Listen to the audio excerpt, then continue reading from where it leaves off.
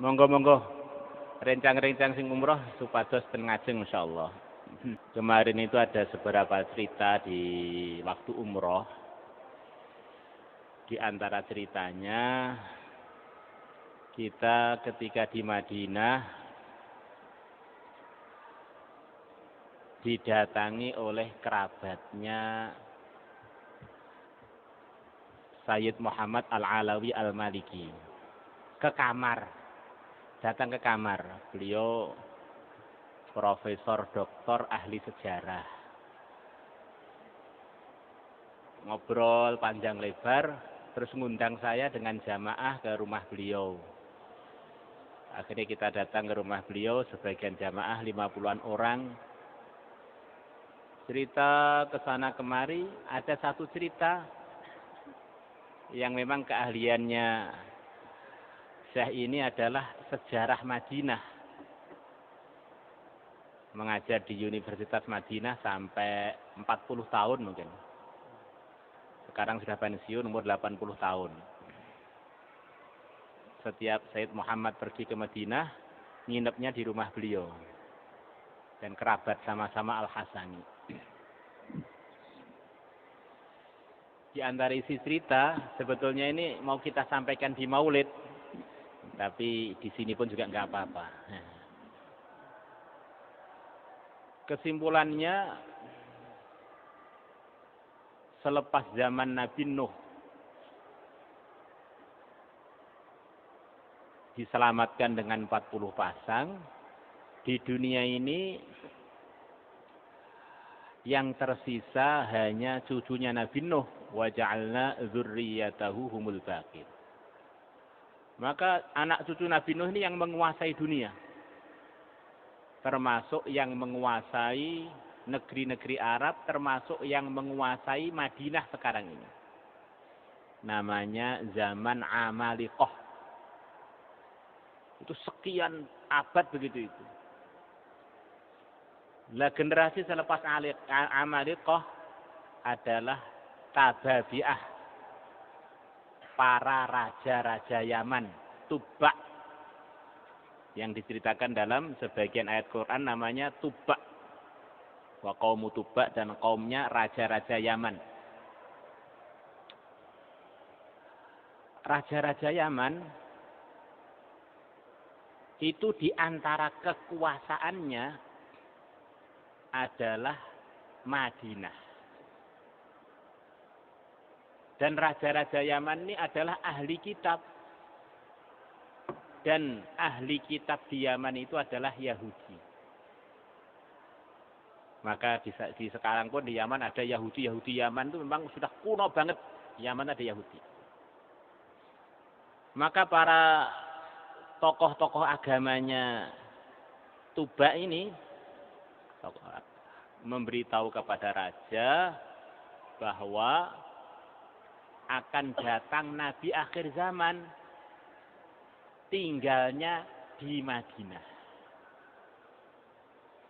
Maka Tuba dalam perjalanan untuk melaksanakan ibadah haji di Mekah.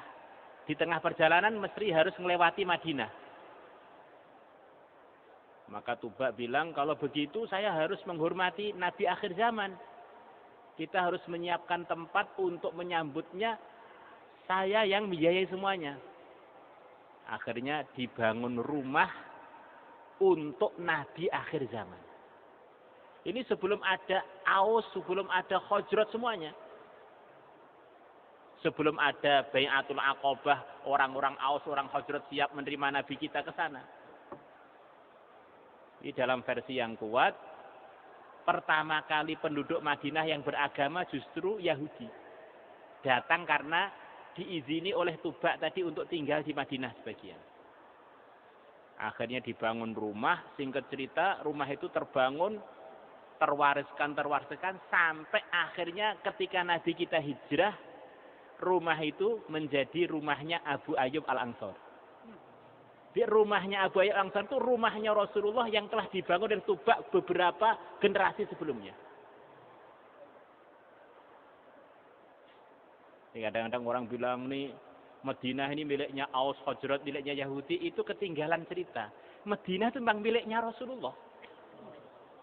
Sebelum Nabi ke Madinah itu sudah miliknya Rasulullah, rumahnya sudah siap. Maka ketika Nabi sampai ke Madinah, pertama kali yang pengen beliau tinggal di rumahnya adalah Bani Najjar. Karena ini kerabatnya ibu beliau. Kita ini kan kerabat. Ibu kamu dari kami, ayah kamu juga wafat di sini, tempat kami. Maka Nabi kita bilang, ini kaitannya dengan keputusan Allah. Biarkan onta saya bergerak, dia ini dibimbing oleh Allah di mana dia.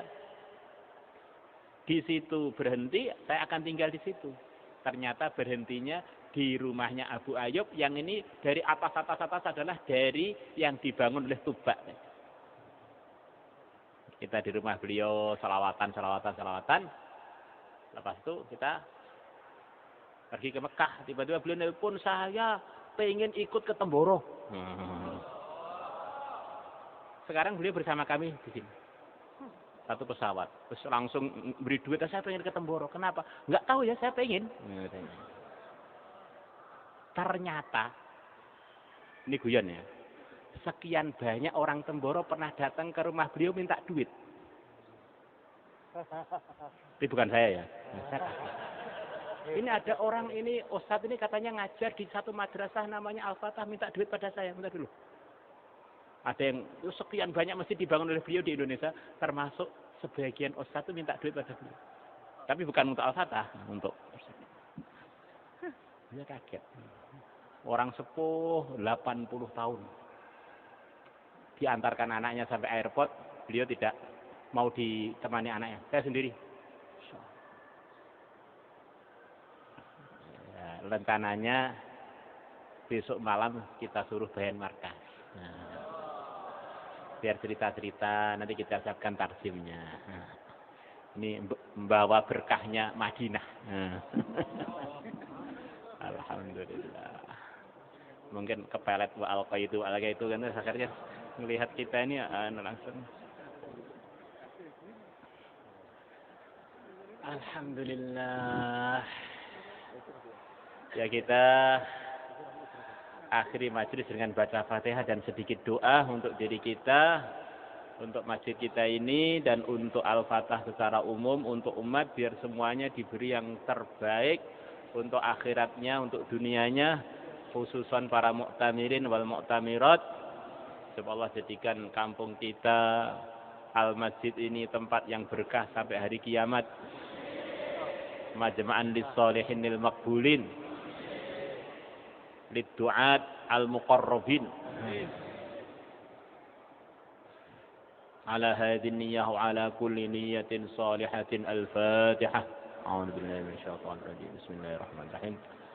Alhamdulillahi rabbil alamin arrahmanir rahim maliki yaumiddin iyyaka na'budu wa iyyaka nasta'in ihdinas siratal mustaqim siratal ladzina an'amta 'alaihim ghairil maghdubi 'alaihim waladdallin. Amin. اللهم صل على سيدنا محمد وعلى آل سيدنا محمد كما صليت على سيدنا إبراهيم وعلى آل سيدنا إبراهيم في العالمين إنك حميد مجيد.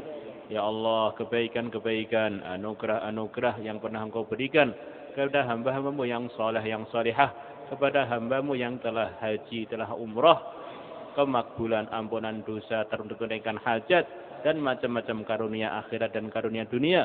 Berikanlah semuanya itu ya Allah kepada rombongan kami, kepada pesantren kami, ahli kampung kami, santri-santri kami, pengajarnya, penanggung jawabnya, kepada tanah-tanah kami, kepada al-masjid ini ya Allah. Innaka ala ma tasya'u qadir wa bil ijabati jadir. Keburukan-keburukan yang Kau jauhkan dari hamba-hambamu yang saleh salihah, jauhkanlah dari kami semuanya langkah-langkah dan keputusan kami, ucapan dan diam kami, dan segala urusan kami ya Allah. Innaka ala ma tasya'u qadir wa bil ijabati jadir. Wa sallallahu ala sayyidina Muhammadin nabil ummi wa ala alihi wa sahbihi wa baraka sallam. Alhamdulillahi rabbil alamin. Al-Fatihah. Bismillahirrahmanirrahim. Rombongan umroh khususnya bisa meneruskan perjalanan. Sepertinya kita juga sudah jabatan tangan, enggak perlu diulang ya. Iya Pak Pur. Pak Pur. Antar rombongan kita jabatan tangan? Ya, antar rombongan kita jabatan tangan. Teman-teman santri dan ustadz-ustadz dan ustazah sebagai penonton insyaallah. Tadi kan sudah jabatan tangan semua insyaallah. Kemudian tas-tasnya insyaallah diambil dengan teliti, pulang dengan doa teliti, doa-doa yang baik. Kemudian tas-tas yang ketinggalan di Jeddah insyaallah Pak Fahrur usaha untuk menguruskan. Ada 12 tas yang ketinggalan. Teman-teman semangat pengen dapat berkahnya Makkah Madinah, akhirnya belanjanya kebanyakan. Alhamdulillah. Alhamdulillah, sebagian. Insyaallah teman-teman yang selain yang mu'tamirin insyaallah sementara tidak ikut musafahah ya. Ini bainal mu'tamirin insyaallah.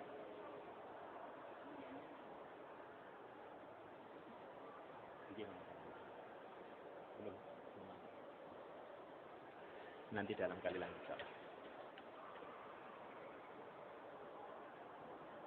Apa sudah saya?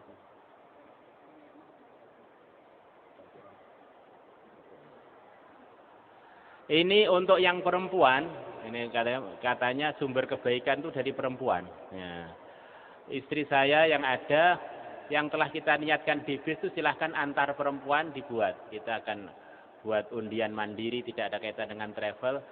Niat tahun depan siapa yang dapat undian itu akan kita umrohkan. Ya, untuk ibu-ibu aja.